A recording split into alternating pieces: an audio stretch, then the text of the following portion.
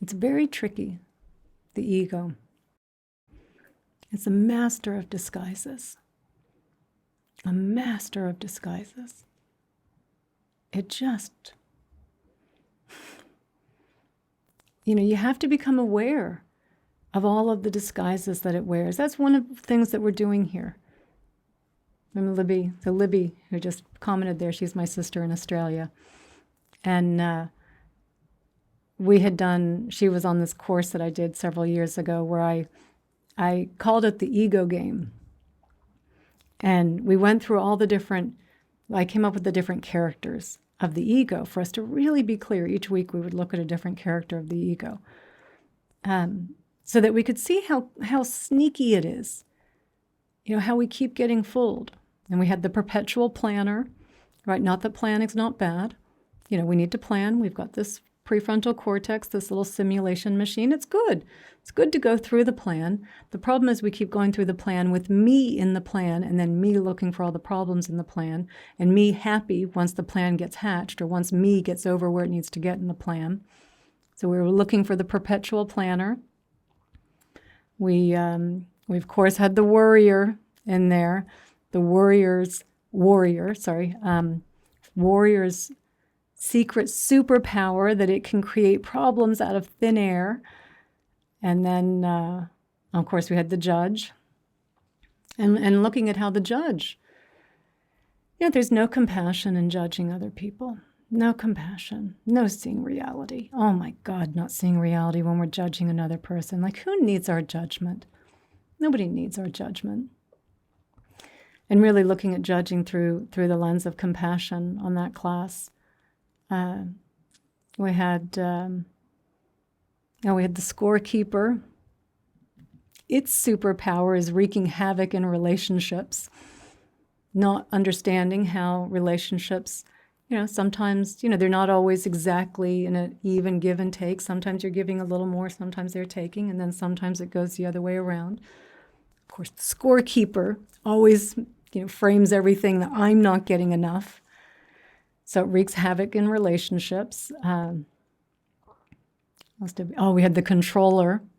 The controller.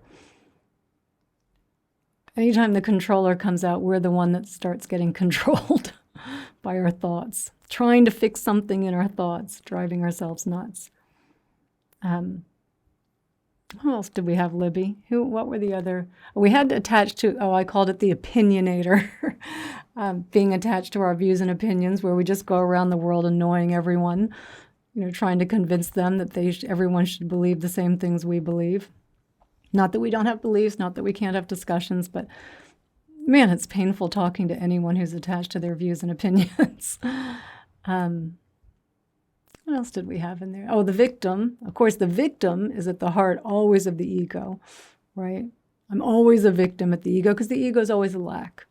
It's always never enough. I'm getting screwed somehow. This is what they're doing over there. Even though it has nothing to do with me, it's somehow affecting me and I'm a victim of it.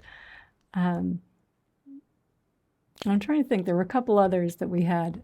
And maybe I should do that again. Maybe I should do an ego course on Sunday Sangha, because it's good to go through and just see. I mean, there's doubt. We didn't do that on the course, but of course, doubt, right? The ego disguised as doubt, always coming in. Oh, do you think you're really that spiritual? Because did you see what you did back there? You weren't really so kind, and it's, you were all over the place in your meditation. You're not really a very good meditator. Right? I mean, it's always, coming in as doubt. I think everyone else is ahead of you. Everyone else is doing better than you. So doubt, doubt being a good one. And I didn't do this in the course, and I should have. The ego dressed up as a spiritual person. Oh my gosh, it loves to dress up as a spiritual person. Loves to be spiritual. Look at me. I meditate, When someone's telling you they meditate 3 hours a day, what they're telling you is that their ego wants you to be impressed that they meditate 3 hours a day, or that they've been on this many retreats, and this is my teacher, and and I've had this many initiations, and I wear special clothing now, and I've changed my name, It's like all these ways, and I wear all the right mala beads, and I do all the right things to look like a meditator, and it's like, that's not that's not it. Now, if you're a monk or a nun, of course, shave your head, wear the robes. But man, the ego loves to dress up as a spiritual person, and it gets so pissed off when everyone isn't seeing it as a spiritual person. Why isn't everyone bowing down to me? Why isn't everyone being nice to me? Don't they see how wise and compassionate I am? Right? Ego, just master of disguises, master. Yeah, I mean, it's funny. It's it's funny because we fall for it. It just has all these little back doors that comes in. It's almost like playing whack-a-mole. You're like, I got it over here. Got it. Oh, I got all these. I'm holding it down. I've seen it. I've seen it over here. And then it comes out over there and it's, oh, shoot. I didn't realize it was over there. But the telltale sign of the ego, the telltale sign is a constriction. You will feel a constriction inside. You literally feel yourself splitting into two as this little image starts to arise. I'm not getting what I want. I want what they have. I don't want this person to have that. How's that affecting me? I mean, the little image that is the center of the universe, that believes it is the center of the universe. So that constriction and the image that comes out of that constriction. And you can be pretty sure the ego's arisen.